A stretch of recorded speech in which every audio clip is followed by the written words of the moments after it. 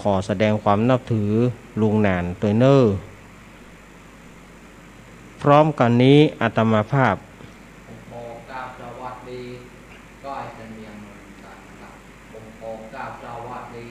ตุ้นลุงนอนโคนลูกดอกเอาเหมือนกันวัดปากตังเจริญขอกราบสวัสดีก็หลวงนะครับผู้ดำเนินรายการโดยนะครับผมขอกราบโคนลูกดอกเหมือนกันครับ ขอเจริญปอนยังคณะสัทธาญาติโยมศรัทธาสาธุชนคนดีเฮาทุกท่านวันนี้มาปะกันในรายการสารธรรมยามแลงซึ่งตามปกตินั้นก็จะเป็นรายการของท่านพระครูอภิวัฒนวิกรมแต่ด้วยวันนี้ท่านติดศาสนกิจท่านไปทำธุระเนาะวันนี้ก็เปิ้นก็ยังบ่มาถึงเตื้อก็อาตมาภาพสามเณรรักปัญโยนันท์ก็เลยได้มาแทนเปิ้นได้มาดำเนินรายการแทนเปิ้นในช่วงเวลา 3 โมงถึง 5 โมงวันนี้เป็นวันจันทร์เนาะศรัทธาญาติโยมวันพรุ่งนี้เปิ้นก็คงจะได้มามาจ๋านำสาระดีๆมาศรัทธาญาติโยมในวันพรุ่งนี้ วันนี้อาตมาก็เลยมาแทนเปิ้นคงก็อาจจะมีสาระอันอย่างน้อยๆเนาะวันนี้บอกปอนักปอหนาศรัทธาญาติโยมเนาะ มาปะกันวันนี้เป็นวันจันทร์ที่24 พฤษภาคมพุทธศักราช 2564 เดือนเก้าเหนือเดือนเจ็ดใต้ออกมานี่13 ค่ำวันนี้13 ค่ำแล้วเนาะศรัทธาญาติโยมถ้าตามฉลกวันนี้เป็นวันเหมาะเปิ้นฮ้องว่าใจยาปากจมปูแต่ว่ามันไปตัดกับวันเสียวันใจยาเลิกก็เลยเป็นอันมุ่ยไปเป็นอันเสี่ยงไปกลายเป็นวันบดีไปศรัทธาญาติโยมว่าวันนี้เป็นวันเสียประจำเดือนก็คือติดกับจันทร์ถึงเป็นวันใจยาเลิกแต่มันไปตัดกับวันเสียก็ต้องไม่มีความหมายถ้าจะเริ่มก็ต้องเริ่มวันอื่น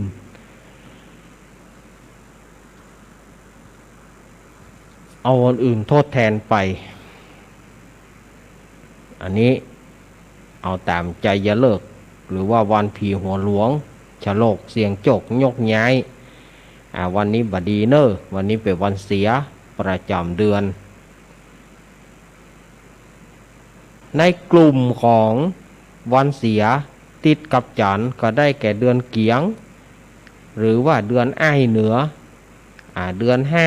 5หรือว่าเดือน3เดือน9ประเด็นนี้หรือว่าเดือน7ใต้เนี่ยกลุ่มของ3เดือนนี้จะเป็นเสียอาทิตย์กับจันทร์ศรัทธาญาติโยมสาธุชนทั้งหลาย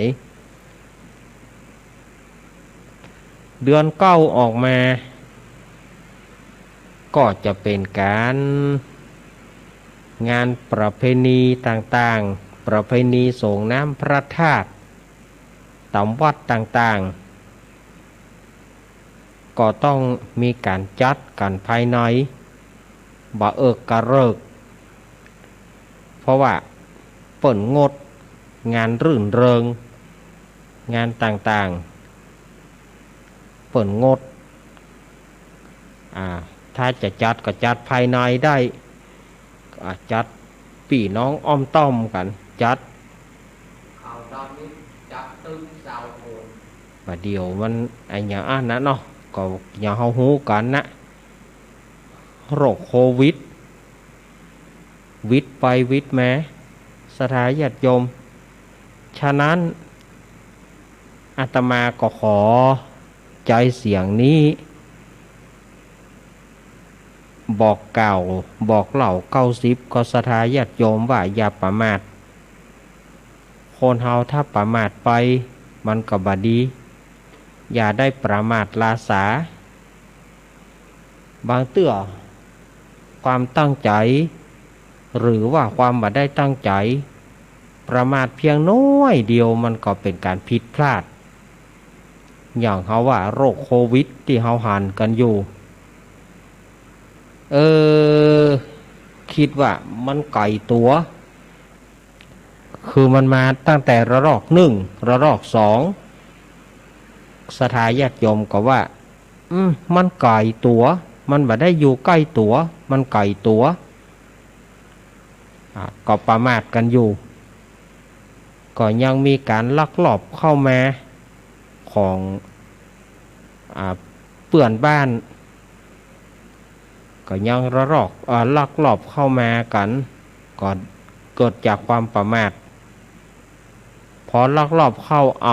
เอาโรคมาติดพอติดแล้วเอาละแพร่ลง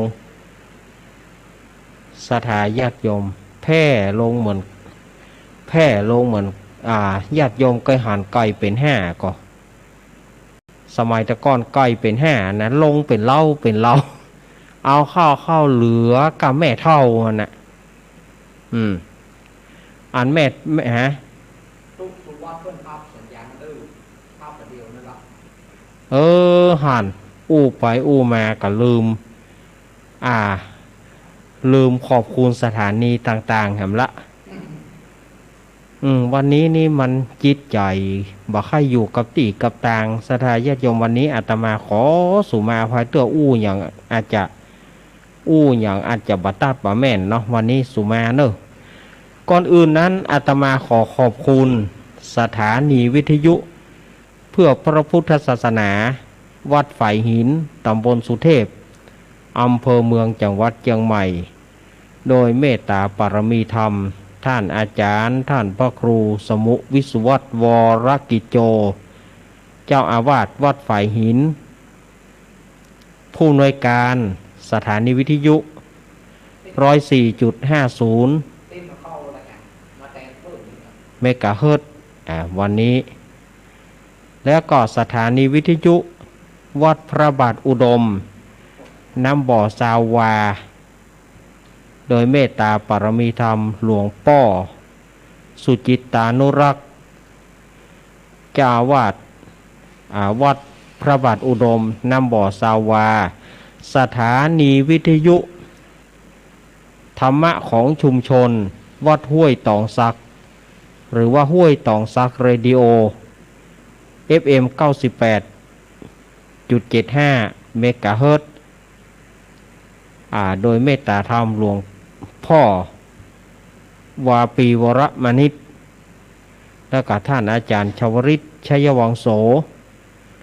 แล้วก็สถานีวิทยุมนต์เสียงธรรมจากแม่แจ่ม 106.25 สถานีวิทยุบ้านทุ่งเรดิโอ 89.50 เมกะเฮิรตซ์สถานีวิทยุของป้ออุดมแม่เทียมวันพุทธวงศ์แล้วก็หลายๆสถานีที่รับสัญญาณขอบคุณเป็นที่เรียบร้อยเนอสถาญาติโยมนอแต่ที่ฝ่ายหญิงมันว่าต้นมาก็ระแหงแตงเปิดนี่แหละวันนี้ก็อาตมาก็มาตกมาแตนเนอวันนี้นะรายการอาตมาแต่ก็วันพุธก่อนวันพุธนี่อาตมาก็จะมาสวดมนต์เพื่อกับศรัทธาญาติโยมพ่องเปิ้นก็กองจะเอาน้ำมนต์ศรัทธาญาติโยมก็อยากจะได้น้ำมนต์วันพุธก่อนเนอะวันพุธก่อนแต่อาตมาก็ดูว่าบรรยากาศดูอากาศลมฟ้าอากาศก่อนนะวันพุธนี้นะอาตมาก็บ่มั่นใจว่าวันพุธอาตมาจะได้มาหรือไม่อาตมาต้องดูลมฟ้าอากาศก่อนถ้ามันบ่ขะลึ่งขะล่างมันบ่มีฝนบ่มีอย่างอาตมาก็มาได้ แต่ถ้ามันมีฝนมีอย่างอาตมาก็ขอตั๋วเนาะ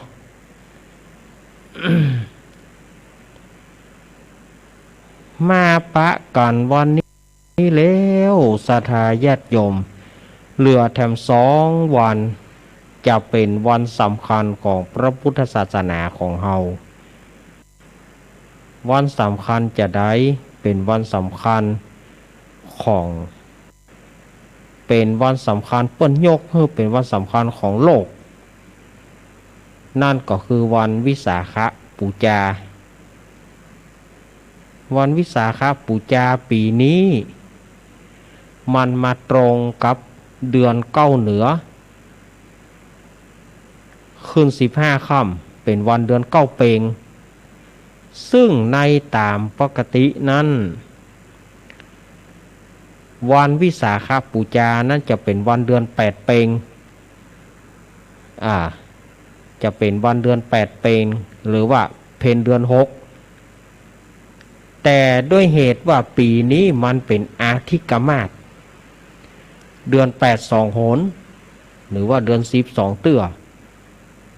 คำว่าเดือน8 2 หนหรือเดือน10 2 เตื้ออาทิกมาศก็คือปีนี้หรือว่า 2-3 ปีน่ะจะเจอเหตุเตื้องมันจะมี13เดือนถ้าตามปีถ้าเอาตามปีสากลก็คืออยู่ใน365วันนั้นนะแต่ว่าถ้าในตามนับพื้นเมืองเฮาบอกว่าเดือน12เตื้อเนี่ยเมื่อเป็นเดือน12เตื้อมันก็เป็น13เดือน มันก็เป็น13เดือนก็วันวิสาขบูชาก็เลื่อนมาเป็นวันเดือน9เปงเหียมันก็ยืดหยุ่นกันไปในด้านของพุทธศาสนาจะมีวันสำคัญอยู่หลายวาระเป็นวันสำคัญเต่าที่เฮาฮู้กันเต่าที่เฮาฮู้กันเพราะว่าเฮาเอาปีเมืองเข้ามาผสมเอาหีดหอยของพื้นเมืองเข้ามาผสมส่วนมากเจ้าบ้านเจ้าพูดเฮาเนี่ยเจ้าฮู้ว่าวันที่สำคัญก็คืออย่างเข้าภาษาออกภาษาปีใหม่ ที่เฮาที่เจ้าบ้านเฮาฮู้กันนะเข้าภาษาออกภาษาปีใหม่เดือนหยี่เปงตานเข้าใหม่อันนี้มันเป็นจารีตหีดหอยของพื้นเมืองเฮาและเฮามาผสมประสานก็คิดว่าเป็นวันสำคัญแห่งพุทธศาสนาแต่พอเป็นวันสำคัญของพุทธศาสนาเช่นว่ามาฆบูชาวิสาขบูชากับมองหันเป็นวันบัดสำคัญกับหันว่าแค่วันพระธรรมดาศรัทธาญาติโยมคือเฮาไปนักทางด้านของพื้นเมืองไปเห็นวันพื้นเมืองเป็นจารีตหีดหอยมันบ่ใช่วันสำคัญนะแต่มันเป็นจารีตหีดหอยเป็นจารีตหีดหอยที่เฮาสืบทอดจากปู่ย่าตาทวดอุ้ยมอนเจนเมาะเจนมอนมาอันนี้เฮาอย่างที่อาตมาว่านะเข้าภาษา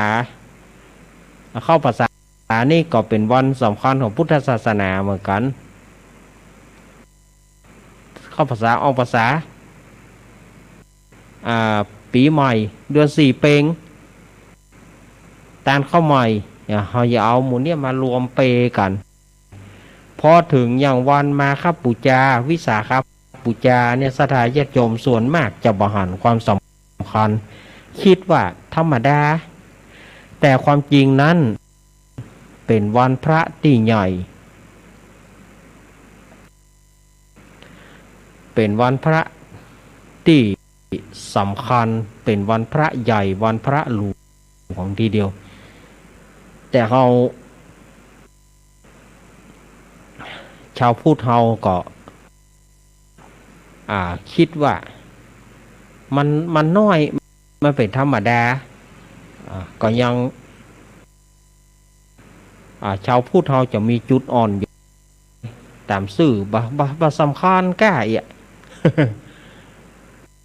แต่แท้ที่จริงนะเป็นวันสำคัญของพุทธศาสนาของเราอย่างเช่นว่าวันมาฆบูชาก็วันที่พระพุทธเจ้าแสดงโอวาทปาติโมกข์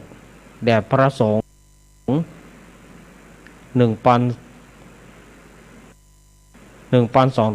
1,250 รูป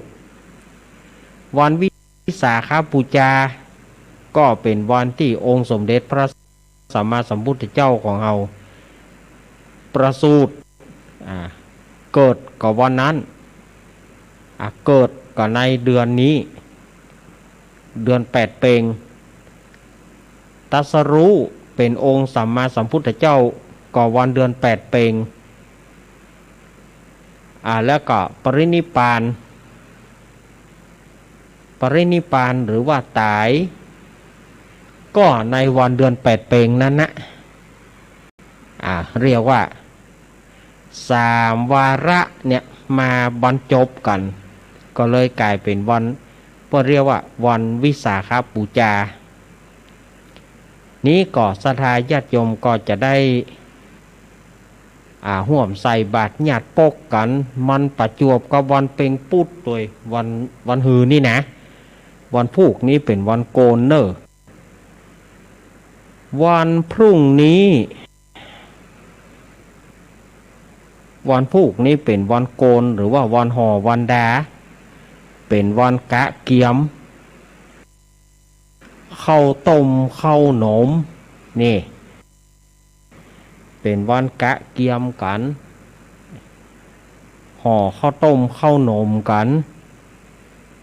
บาดเดียวนี่บ่ต้องห่อละศรัทธาญาติโยมบาดเดียวนี่ตำกัดตำลีปะเลอะปะเต๋อ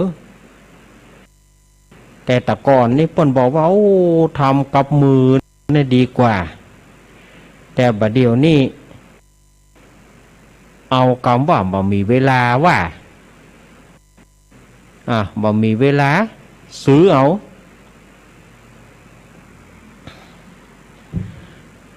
เมื่อได้ก็มีเวลาละซื้อเอา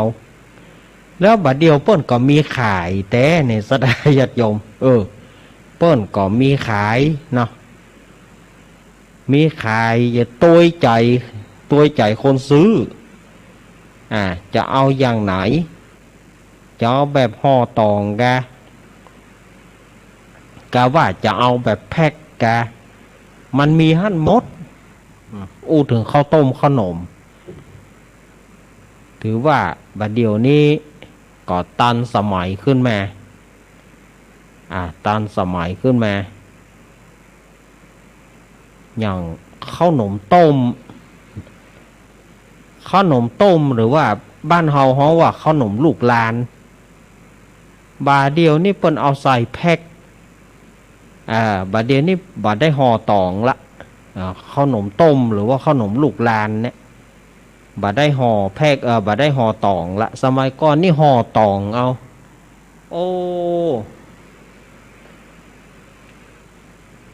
บาเดียวนี่บาต้องไปเสาะหาตองจะมีห่อตองที่เอาห่อกับตองก็มีข้าวหนมจอกพ่อง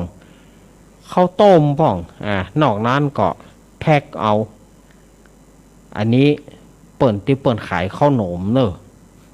เปิ่นขายข้าวหนมก็มีหลายๆแบบหลายๆอย่างข้าวหนมสำเร็จรูปถ้าถึงปีใหม่ก็บ่ต้องไปห่อละซื้อเอาเป็นร้อยเปิ่นได้ขายคนขายข้าวหนมนี่ม่วนคนแป่งข้าวหนมขายนี่ม่วน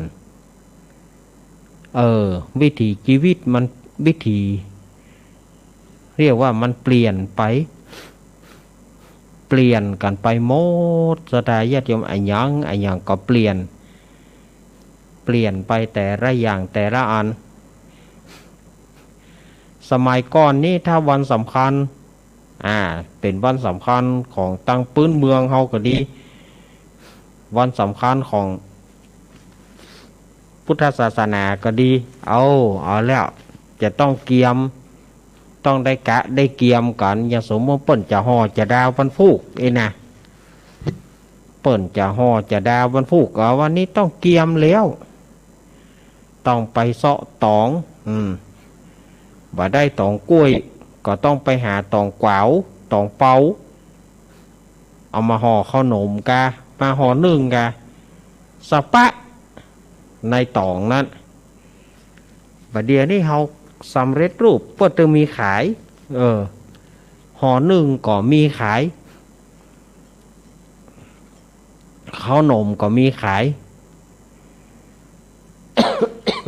ขออภัยเนอะบัดเดียวมันก็ตามวิถีเนาะฉะนั้นวันพุกนี้เป็นวันกะวันเกียมเป็นวันห่อวันดาอย่างที่อาตมาเคยอู้ประจำสถาญาติโยม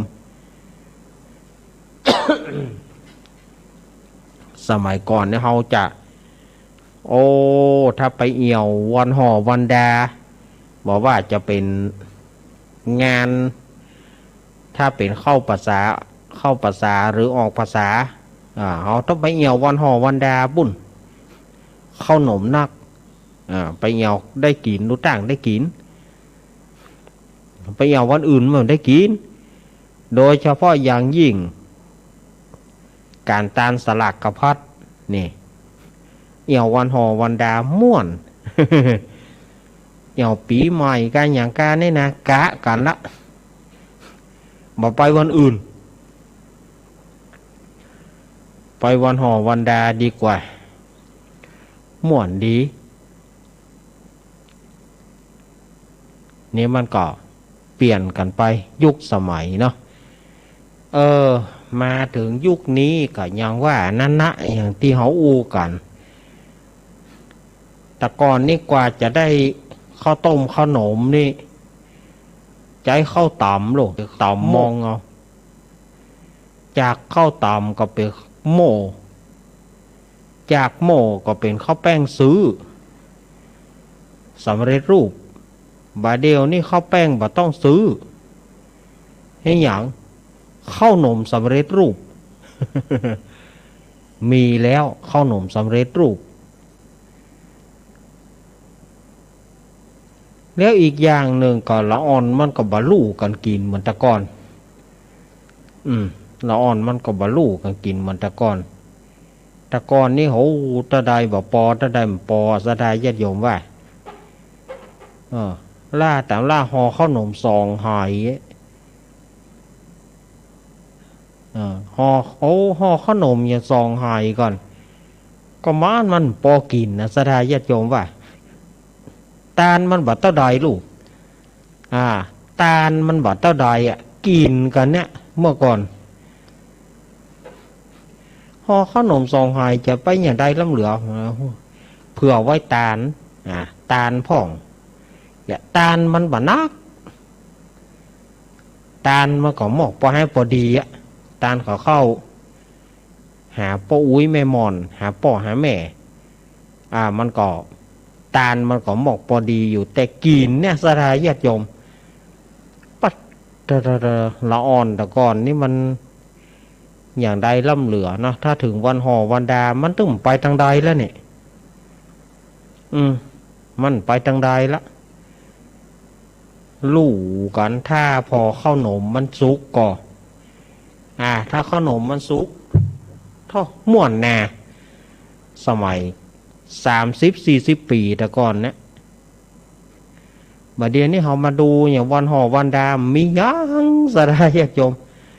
วันห่อวันดาเนี่ยเงียบปิ้งตามที่อาตมาหูมาเนี่ยแต่ก่อนนี่ถ้าว่าวันสำคัญเนอะจะเข้าภาษาออกภาษาเนอะนี่นะ เอาหมูมาซูมกัน เอาหมูมาซูมกันไปกำบ่าวหมูมาซูมก็ไปซื้อจีนสำเร็จรูปเอามาเมื่อเจ้ามาลาบกันลุบลาบกันลุบ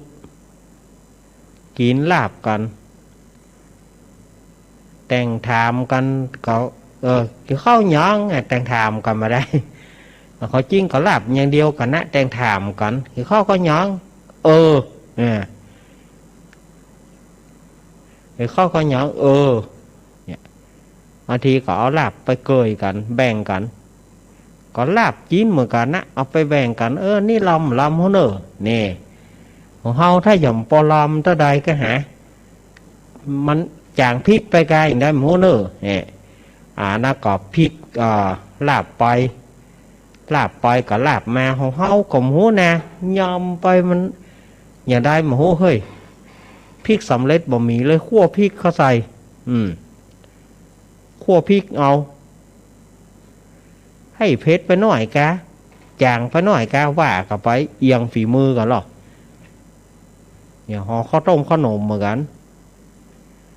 ข้าวต้มขนมเหมือนกันนะถ้าห่อข้าวต้มขนมของเฮาถ้าจะเบาหวานไปก็หาอาทิตย์โตดคนเท่าไม่ยิงบุญอันคนเท่านั้นใส่น้ำอ้อยคนเท่านั้นใส่น้ำอ้อยนักไปหน่อยคนเท่าเฮาก่อนน้ำตาลนักไปหน่อย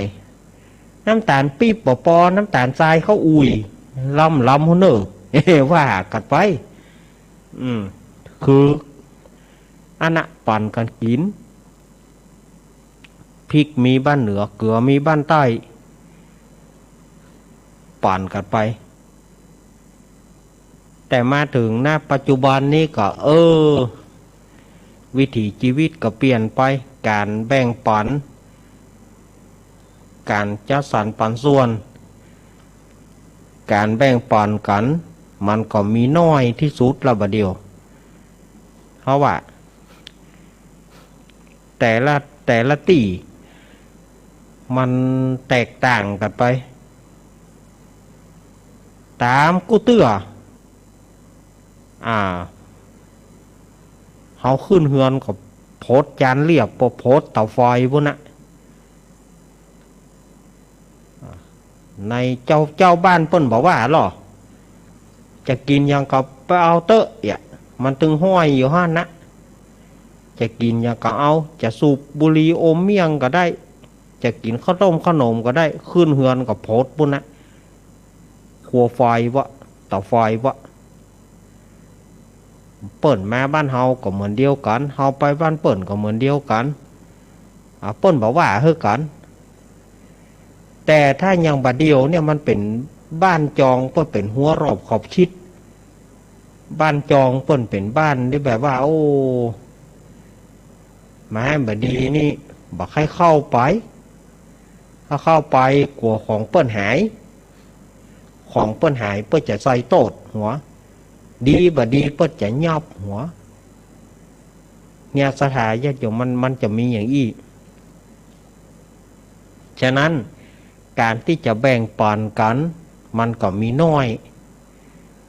ส่วนมากก็จะอยู่ปอไผ่ปอมันพริกบ้านเกลือ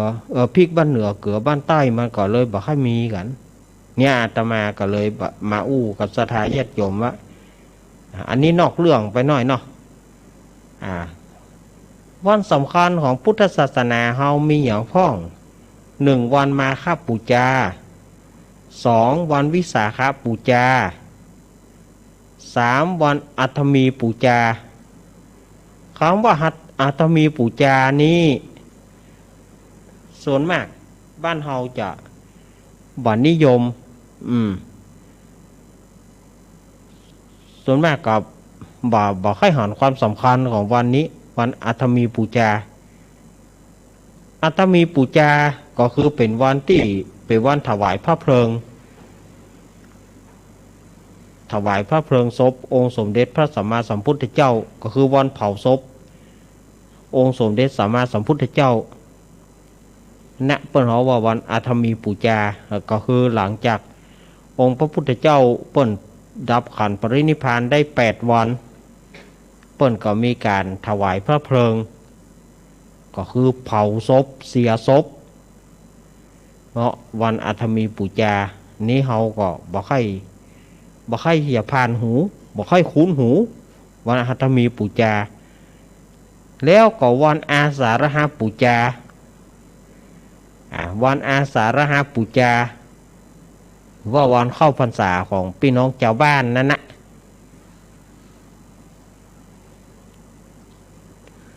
วันเข้าพรรษาพี่น้องชาวบ้านเรียกว่าวันอาสาฬหปูจาก็ศรัทธาญาติโยมก็จะได้ทำบุญใหญ่กันแล้วก็มีการเวียนเทียน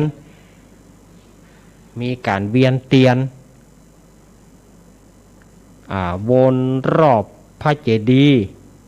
รอบต้นไม้สาลีรอบวิหารรอบศาลาก็จะมีการถวายเทียนแล้วก็มีการเวียนเทียนรอบอันนี้ก็อู้กับศรัทธาญาติโยมเดี๋ยวมันจะมาปีนี้มันจะจับกับเป็งปุดพอดี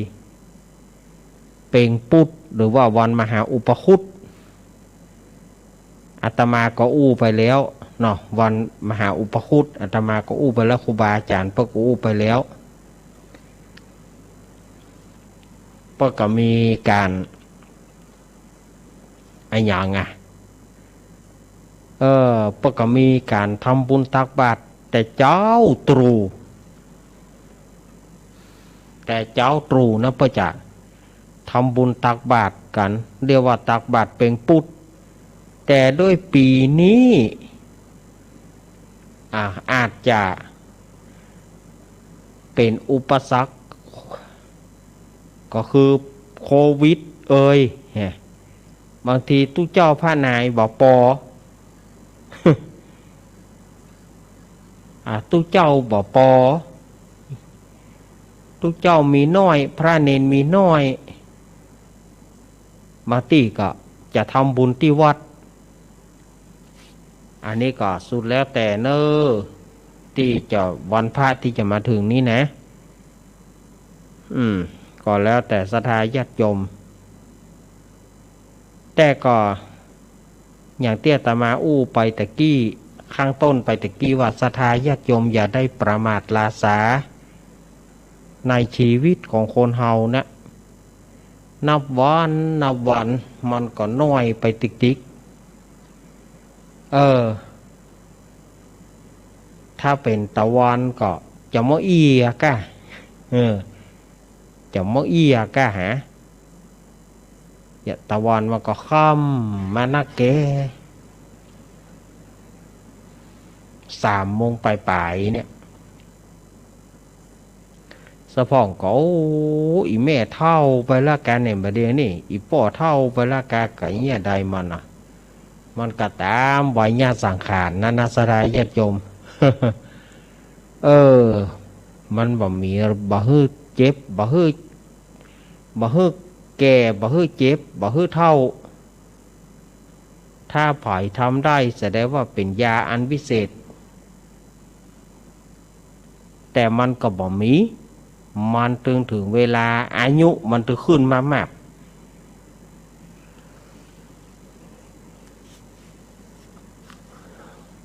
อายุมันก็ขึ้นไปติ๊กอย่างของอาตมาก็53มันย่างนะมันย่างเข้า53แต่มันจะเต็มก็คือเดือนยี่เปงว่าอาตมามันจะเต็ม53 ปีตอนนี้มันก็ยังย่างเข้ามาละย่างเข้ามาหลายเดือนละย่างเข้ามา5-6 เดือนแล้วก็ก็เงี้ยใดมันเนาะมันถึงเวลามันจะแก่เฮาก็ว่ามันได้มันจะแก่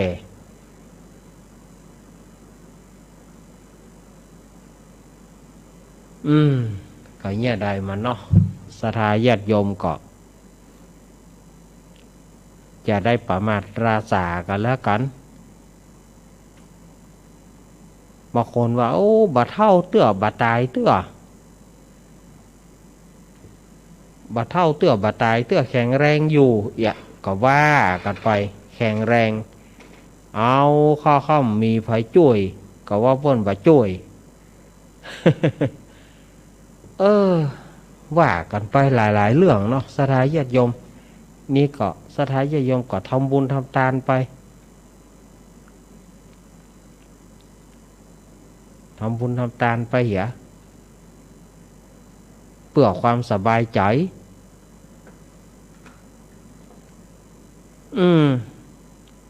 เนาะสถาญาติโยมอาตมากระจาย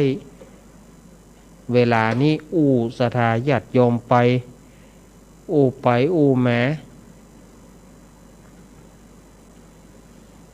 นำเอาเรื่องสาระต่างๆเอามาให้สถาญาติโยมฟังอาจจะเป็น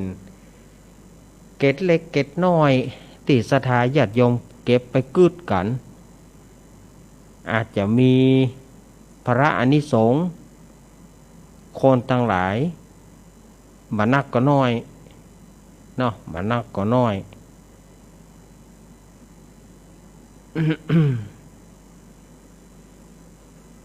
วันนี้อาตมาภาพก็จะมาเล่านิทานให้ฟังเนาะแก้ง่อมแก้เหงาไปวันนี้อาตมาก็อาจจะได้ไปอาจจะได้กับสถาญาติโยมไปกับเต้าที่เวลาจะมีเนอะเต้าเวลาเบิ้นจะเอื้อเฟื้อนะเนอะ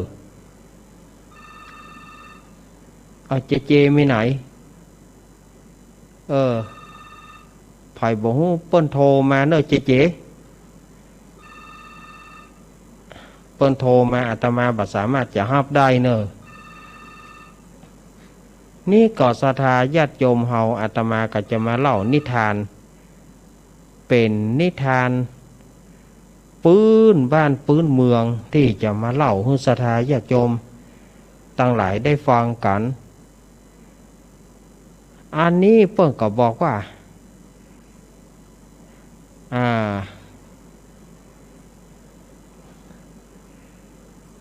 เท่าเจ้าปัญญา เท่าเจ้าปัญญาหรือว่าในเรื่องราชาผู้ชอบเรื่องขี้จุ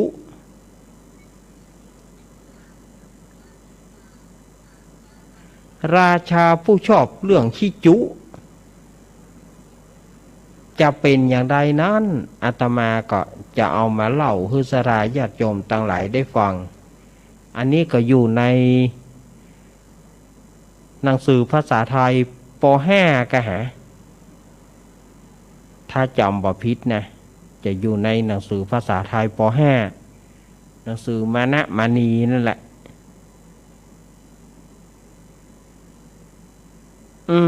เมินนักหนาละสถาญาติโยม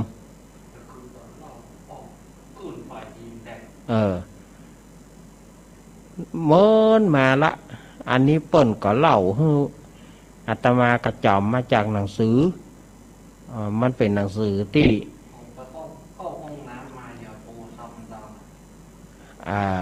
เปิ้นเอามาเล่าให้ฟังเปิ้นสอดใส่ผลงานการแต่งของนางรัชนีศรีไพรวันที่แต่งนิทานเรื่องนี้นะผู้แต่งผู้เขียนน่ะนางรัชนีศรีไพรวันเปิ้นบอกว่าครั้งหนึ่งเนี่ยมีพระราชาองค์หนึ่งพระราชาองค์นี้บอกฮู้ว่าวิปราชจะใดก็บอกว่าอยู่ชอบฟังเรื่องที่ขี้จุเรื่องเป็นแต่เป็นว่านะบ่ชอบแต่ชอบเรื่องโกหกปกลมไผ่เรื่องขี้จุไผ่เรื่องโกหกปกลมพระราชาจะทรงโปรดคือชอบฟังมากไผ่มีเรื่องขี้จุเด็ดไผ่มีเรื่องโกหก มีเรื่องขี้จุไปเตอะไปเล่าให้พระราชาฟังถ้าถูกใจนี่เป็นว่าได้รางวัลถ้าบัถูกใจกันยังว่านั่นเนอะโดนไม่แซ่คนปักนะบัถูกใจก็โดนไม่แซ่มีอยู่วันหนึ่งพระราชาองค์นี้เกิดอยากจะฟังเรื่องโกหกก็เลยฮื้อเสนาตีกองห้องเป่าไป101หัวเมืองไปเถอะตีกองห้องเป่าไปบ้านน้อยเมืองใหญ่101หัวเมืองใครมีเรื่องขี้จุเด็ดใครมีเรื่องขี้จุที่ถูกพระทัยพระราชาจะให้รางวัลแต่ถ้าไผเล่าบ่ถูกพระทัยเมื่อใดจะโดนไม่แซ่แล้วเหลือเฮาก็บ่กล้าไปเล่ารู้เนาะเฮาก็บ่กล้าไปเล่ารู้ฉะนั้นคนตั้งหลายเมื่อได้ยินเสียงตีกลองห้องเป่าก็ป้ากันไปเพื่อจะไปทูลเรื่องเล่าให้พระราชาทรงทราบให้พระราชาได้ฟังถึงวันนัดคนตั้งหลายก็ปัดปันกันเพื่อจะมาจะมาเล่าเรื่องโกหกให้พระราชาฟังทีนี้ก็ได้จัดคิวกันแหละได้จัดคิวกันคิว1คิว2คิว3คิว1เป็นไผคิว2เป็นไผคิว3เป็นไผก็ตั้งไว้ทีนี้ได้คิวของคนที่1ได้คิวของคนที่1ไปป้อใจเหรอได้คิวเล่าให้ฟังกันเหรอพระราชาเขานั่งใกล้ว่าคนแรกได้คิวมาก็เลยทูลพระราชาว่าขอเดชะพระยามิพลเก้าข้าพระองค์นี่นะเรื่องโกหกเรื่องขี้จุข้าพระองค์มีปัลละวันนี้ข้าพระองค์ก็มีเรื่องขี้จุเรื่องโกหกเนี่ยมามันเป็นจะได้อ่านตัวข้าเจ้านี่นะตัวของข้าเจ้าเนี่ยเป็นคนเลี้ยงแกะข้าเจ้าเลี้ยงแกะนี่มีไม้ยาวที่สุดมีไม้ยาวเอาไว้เพื่อแกะมันไปทางใดก็จะได้เอาไม้เนี่ยต้อนให้มันมารวมฝูงกันบ่ให้มันไปกินของไผ่ของมันเอามารวมฝูงกันฮันก็ไม้ยาวนะแต่พอตอนกลางคืนมาข้าเจ้าก็เอาไม้ยาวเนี่ยเข้าเขี่ยดาวเขี่ยดาวให้มันต้อมกัน เอาให้ดาวมันต้อมกันติแกะนอนแกะกับซองพอดาวก็รวมตัวกันเป็นอันหนึ่งอันเดียวกันเพราะว่าไม้ยาวของข้าเจ้านี่แหละพระเจ้าค่ะพระราชาหูได้ฟังคำเล่าก็บอกว่า อันเนี้ยการเรื่องขี้จุโอ้ยไผ่ก็มีได้ลงไม้ของเฮาก็มีเจ้ามาอู้เรื่องขี้จุอย่างนี้บ่ถูกใจเฮาก็เลยสั่งเสนาเฮ้ยยับประจายคนที่1โบยยับประจายคนที่1โบยแล้วไล่ไปโอ้มันได้ความแล้วเนี่ยต่อไปคิวคนที่2เมื่อได้คิวคนที่2ก็ฟังมาเล่าขอเดชะพระยามิพลเก้าปู่ของข้าพระองค์เนี่ยเป็นเจ้าสัวภายหานเนี่ยจะต้องกลัวกันละอย่างกลัวกะ เพราะว่ากล้องบูญานะกล้องบูญาเนี่ยของปู่เนี่ยมันยาว กล้องบูญาเนี่ยนะหรือว่ากล้องยาบ้านเขาว่ากล้องบูญานะที่มันเป็นหัวเป็นกระงอกอะที่เขาสูบแตนบุรีอ่ะถึงเวลาก็ต่อยถึงเวลาก็ต่อยเอาขี้ยามันออกอย่าป๊อกป๊อกป๊อกป๊อกกล้องบูญาของปู่เนี่ยเวลาจะจิกรรมหนึ่งนี่นะต้องเอาไปจิกับตะวันก่อนเพราะว่ามันยาวเกินยาวจนถึงดวงตะวันปุ่นถ้าจะจิไฟกรรมกับจิที่ดวงตะวันปุ่นแล้วก็ข้าพระองค์ก็สูบมาบ่ได้ความพระราชาบอกว่าก้องยาเฮาก็มีลูกบ่ได้ความเจ้าโกหกบ่ดีเอาเสนาเอามันไปโบยเขี้ยนหื้อปางตายนั่นเขาก็ลากพ่อใจ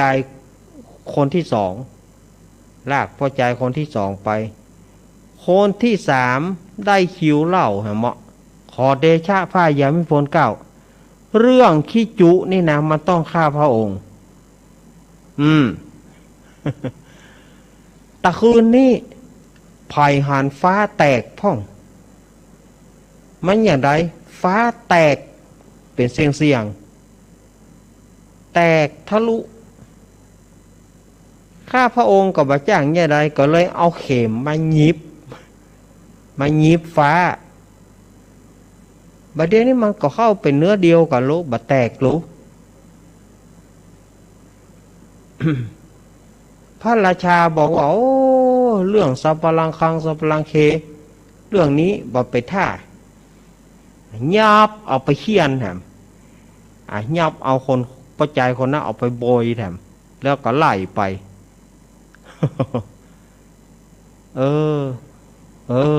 อย่างอี้ก็มีเนาะอย่างอี้ก็มีต่อไปคนต่อไปได้เล่าแถมโอ้ขอเดชะพระยามิพลเก้าแล้วจะหาว่าคุยงัวข้านะมันเก่งมันกินหญ้าถ้าว่าเอาหญ้าใส่ไว้ในรถอีหนอมันกินหญ้านะมันยังลืนรถแถมการหนึ่งล้อมันลืนรถแถมการหนึ่งแถมคนหนึ่งบอกว่าข้าพระองค์เนี่ยตะวาไปซื้อเป็ดตูนมาตวงเปิ้นเอาใส่จานนะเป็ดตูนนี่ฮ้อนลวงๆแหละกำลังจะเอามากินอยู่พอเอาใส่ถ้วยแล้วมันบินหนีพอเอาใส่ถ้วยแล้วมันบินหนี มันจะมีว่ะซื้อเป็ดตูนน่ะก็เป็ดตูนแล้วมันเปิ้นตูนจะสุกแล้วเปิ้นใส่เครื่องยามันใส่นี่มันบินหนีได้อยู่แกกำลังจะเอามากินอยู่มันบินแถมคนนึงก็บอกว่าโอ้อันเป็ดตูนบินหนีนี่ยังว่าเฮานี่กะปัดเตียวในทะเลทรายอย่างเตียวในทะเลทรายขี่อูดไปปัดโถเหือเฮาย้อยเหือเฮานี่ปวดโถย้อยเข้ากลายเป็นน้ำทะเล3 คนที่มาเล่าพระราชาเคืองหรือไทยหมดมาถูกใจสั่งให้เขียนต่อไปก็หมู่นั้นก็เลยหนีไปบ่ไหวละถ้าเล่าต่อไปจะโดนค้อนแน่ก็เลยปากันหนีสักกำหนึ่งมีพ่อเฒ่าคนหนึ่ง พ่อเฒ่าคนนี้ก็ขี่ลาที่บนหลังลานั่นน่ะมีรางไม้เป็นรางเปล่าเต็มหลังลานั้นคนเฒ่านะก็ขี่ม้าเข้าไปในพระราชวังขี่ม้าเข้าในวังยับบัดเตื้อนะไปถึงที่ตำนักของพระราชาก็ว่าโอ้โหปู่เฒ่านี่อย่างใดเนี่ยแล้วมันเอาลังอย่างต่างบนหลังลาหันมันขี่ลามาถึงในวังเนี่ยมันบักกลัวอาทยาก็เลยถามว่าปู่เฒ่าเนี่ยใดบ่เดียวนี่ขี่ลามาอย่างนี้โอ้พระองค์อีหล่อประใจคนนั้นนะคนเฒ่าคนนั้นก็บอกพระองค์อย่างจ้างลืมอย่างนั้นลืมมาอย่างก็พระองค์ยืมทองของข้าพระเจ้ามา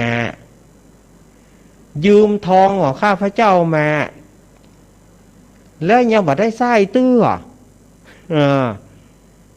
บัดได้ไส้เตื้อก็ข้าพระเจ้าไปเสาะหาพระองค์ว่าจะเอาทองนะคืนบัดเดี๋ยวนี้มาปะละมาเอาทองข้าพระเจ้ามาโกหกขี้จุอันยังมาจุกับหน้าซื่อเฮาบ่ได้เอาของเจ้ามาดูหมดเวลาแล้วดูศรัทธาญาติโยมเจบอกว่าหมดเวลาช่วงแรกกลางเดียวต่อช่วงที่สองเนอะขอบคุณป้ออุดมแม่เทียมวันพุทธวงศ์ที่เอื้อเฟื้อเวลาให้1 ชั่วโมงก็ขอฝากความกึศเติงหาแม่บุญป่อนอุพรเตอเนอร์บ้านจ้างกระดาษสันปะตองเจียงใหม่โยมแม่ของอาตมาภาพเปิ้นบัสบายเนาะขอให้โยมแม่หายโวยเนอหายโวยเนอลูกเนนอวยปอนเฮ้เพราะว่าลูกเนนจะไปหาแม่ก็ไปบ่ได้เปิ้นบ่ให้ไปเตื้อนะก็รอให้มันขี้คายดีๆก็เนาะลูกเนนจะไปหาเนอะแม่เนอะขอเป็นห่วงก็เป็นกำลังอกกำลังใจให้แม่ปันห่อมปันหายเนอะแล้วก็กลุ่มคลื่นสีขาวเฮาก็เดียวฟังกันต่อในแถมกรรม1เนาะตอนนี้อาตมาจะพักรายการกรรมเดียวเนาะ